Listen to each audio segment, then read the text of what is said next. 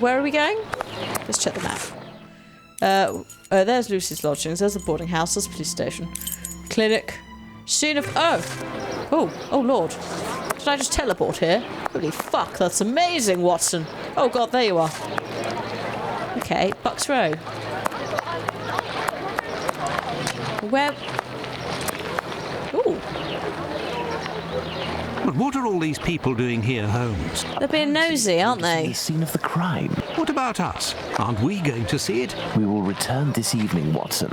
The circumstances should be ideal for carrying out our little experiments. Later. Murder. Imagine the victim lying at the spot where she was found and try to discern all of the clues we can. Watson, you are a writer. I am therefore entrusting you with our deduction board. It will help us to establish certain facts. Understood, Holmes. Bloody hell, okay. Right. Oh, God, okay. That's a nice drawing of her. The body was lying on its back, legs straight and slightly apart. The skirt had been lifted up to the middle of the body. The left hand was touching the barn door. Let's look at the poor woman more closely. Jesus Christ. The throat was slit from left to right. There are 2 incisions. Yes. There's a bruise on the left cheek. There is a bruise at the level of the right maxilla. Her eyes aren't doing anything. A small pool of blood, 6 inches in diameter. Oh no, we've got everything. Have we got everything? Blood, 6 inches in diameter. But we have everything, Mr. Holmes. Oh. The tongue is swollen. Eyes? Hair? No, we have everything now, I think. Ugh. Documents is... what did I put documents on? Oh, God knows. I'll just go to map and then go to documents. Deduction. Ah! Okay, so... we've dragged these on, I guess, then we play the guessing game. Does it matter? Oh, it doesn't matter where these go. Okay, we'll just drag them in. Oh, I see, and then it creates deduction-y bits that I've got to choose multiple choices for, I guess. Well, oh, it's green, which means I did right. We know she was strangled as well, because I'm not a fucking idiot. The bruise was... it could be either of the bottom 2. But it's probably the bruise was caused by hard pressure with the fingers, or it could be gagged by gripping tightly. I don't know. Maybe we need more clues. I've got most of it. There's a few red or missing ones. It doesn't look like it's quite right. I wonder if there's something else in the area I need to go and look at to get this. Because I remember in the other games, it was like, look at stuff that seems completely unrelated but actually is relevant. So what are these people doing here? I mean, I know what they're doing, but deserted, why do we need to look at them? Prostitutes only come here to exercise. This spot is deserted. Oops, I didn't mean to do that twice. Never mind. Okay. No. I've seen that already. Thanks, Watson. You're being stellar help as usual. There is only one streetlight lit on this street, Watson, and this spot is particularly poorly lit. Well, Watson, we've done it. Found all of the possible clues, I think. We will now attempt to recreate the scene of the murder. Come closer, Watson. I have to make you up. Aha! You are joking, Holmes? What? You're going to be a pretty lady today, Watson. I feel ridiculous, Holmes. You could look a lot worse. You really could. Now, Watson, come and stand here in front of me. You shall play the role of the poor woman and I shall play that of the murderer. Let's try to reconstruct the facts to ensure the final result corresponds indisputably to the way that Polly Nichols was killed. Okay. Bloody hell. So this is another weird mechanic that this game has of, like, you have effectively multiple choice options. So you have to sort of choose how it went down when Polly was standing upright and where Jack the Ripper was and what he did. Yes, it's quite possible the events occurred like this. As you can see on the screen, and then you have to show what happened. And then you have to show what happened when she was lying down as well. So, like, did he strangle her? Did he stab her? What happened there? So I'm going to sort of skip through this because fuck me, it's just reiterating what we already knew. But apparently Holmes needs to do it in order to get evidence that sends us back to the deduction board, which is where we are now. And then we can go home and have a cup of tea and a crumpet. So there's now some blue shit on here because we've done something else, and yeah, I know, right? It's a bit long-winded, but we know he's left-handed, don't we? He's a strong man, we know that much. And then, oh, The victim was most probably dead before being laid down. Once the heart stopped, gravity drained the body slowly, not in a heavy spurt that would have stained half the street. Thank you, Holmes. I understand why you told me not to change clothes. Do you realize that our behavior didn't alarm anyone? The victim's ordeal was even more discreet. By acting in silence, we have confirmed something. The crime definitely took place here. The victim and her murderer were able to come here without making any noise, and afterwards the murder took place without the slightest cry being uttered. Come, Watson, let's go home. We have spent far too long in this sinister alley. We spent far too long in fucking Whitechapel solving fucking random things. So, my dear Watson, the day and night which we passed in Whitechapel were enlightening, weren't they?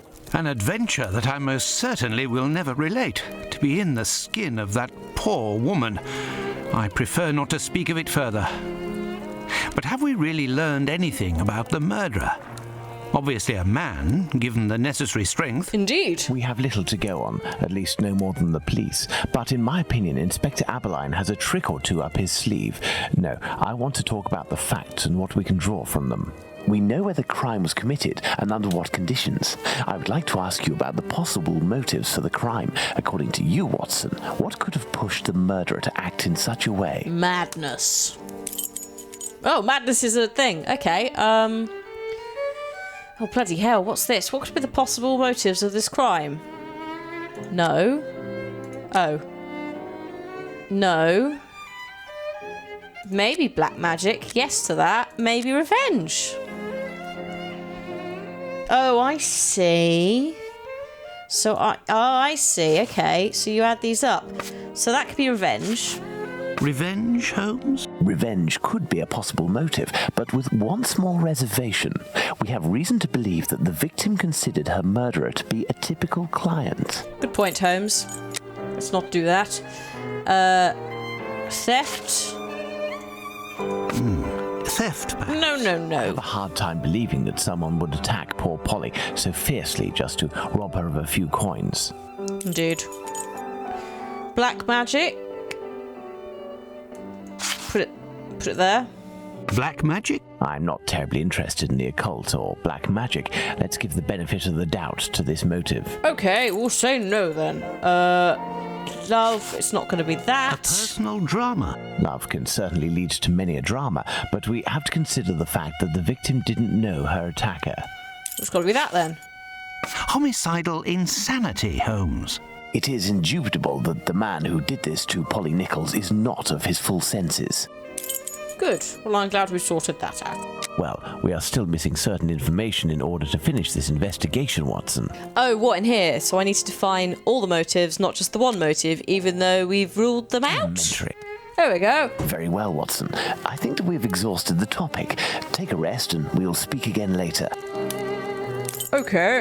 And it's suddenly a week later. It would seem that the investigation is advancing, Holmes. Yesterday's Star said that a suspect is in the hands of the police. Brilliant. A man with a rather sinister reputation. I was about to join you in your optimistic outlook until you informed me that the good news came from the press, Watson.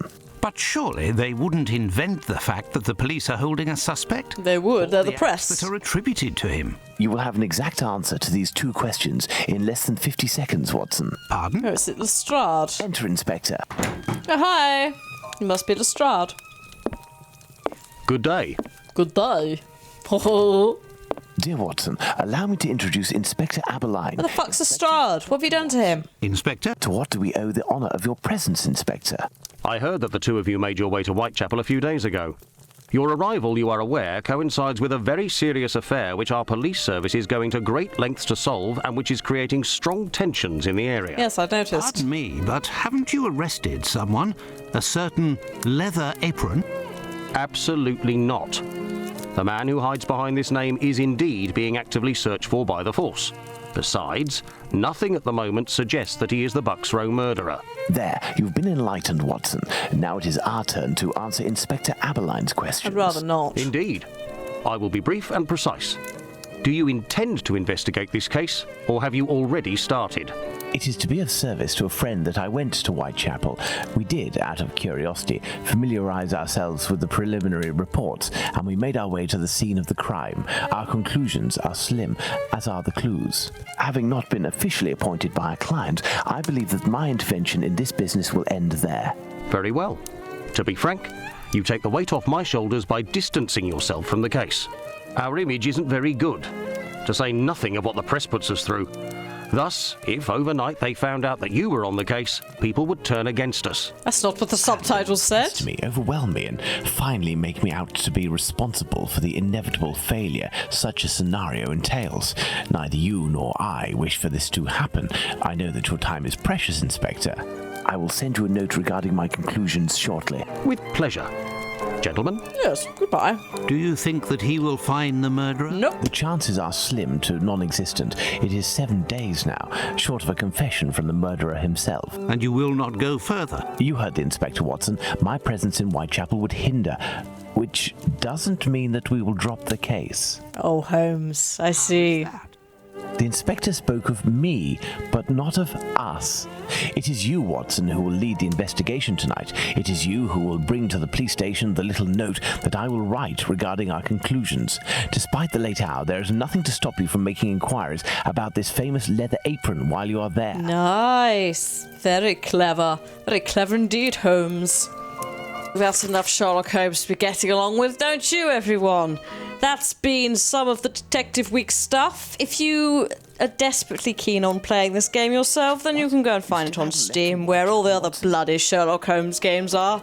And I'll see you next time when I work out something else for Detective Week. Or maybe we just have something mysterious instead. Thanks for watching. Goodbye.